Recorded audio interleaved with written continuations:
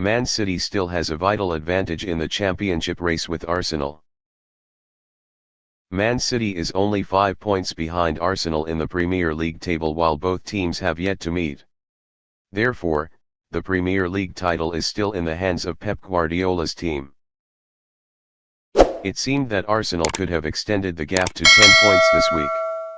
But in the end, Pep Guardiola will be happy when his team is still only 5 points behind the opponent. Newcastle, who held City to a 3-3 draw at the start of the season, also took a point from the Gunners at the Emirates Stadium on Tuesday night. Eddie Howe's team let down Mikel Arteta's army. It has taught other teams a masterful lesson on how to push back low and stifle Arsenal's creativity. Guardiola knows the standings could be vastly different if Arsenal found a way past Newcastle. He made clear his feelings about the title race after City's 1-0 win at Stamford Bridge. The gap between us and Arsenal could have been 10 points if Newcastle hadn't made an incredible effort and we didn't win against Chelsea, said Guardiola. I told the players that the situation has not changed much and we still have 63 points to fight. So we need to get as many points as possible. We have to keep proving ourselves because it's normal to be in this position after 4 Premier League titles in 5 years. I want to get closer, but the way Arsenal have played so far, they deserve it. Current position.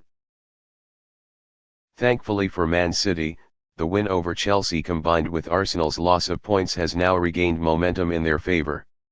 Both Guardiola and Arteta's sides dominated their respective midweek games. But the defending champions found a hugely important breakthrough against Graham Potter's army. The dense nature of the Premier League fixtures will test a club's squad depth at the best of times. But the second-half substitutions that both Man City and Arsenal make in their matches show how far apart the two clubs are in this regard. When the score was levelled in the first half, Guardiola switched to using Riyad Mahrez and Jack Grealish in the second half. The pair, worth more than £150 million, came out and found a way to outdo the competition.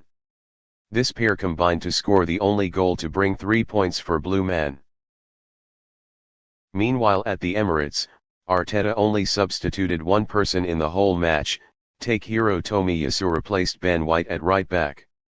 With Gabriel Jesus and Emile Smith-Rowe both injured, the lack of attacking elements will worry Arsenal fans.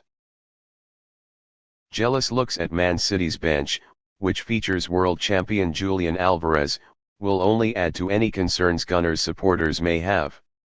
In the second half of the season, Arsenal are likely to bring in 2 or 3 signings in January to increase their strength. However, if the Gunners are unable to strengthen their attack, Pep can see that a win over his former student on February 15 will not be too difficult. Arteta's lack of a substitute against Newcastle was a plea for Arsenal's board to approve the January recruitment move. But if they don't answer, Guardiola's side will begin the overthrow.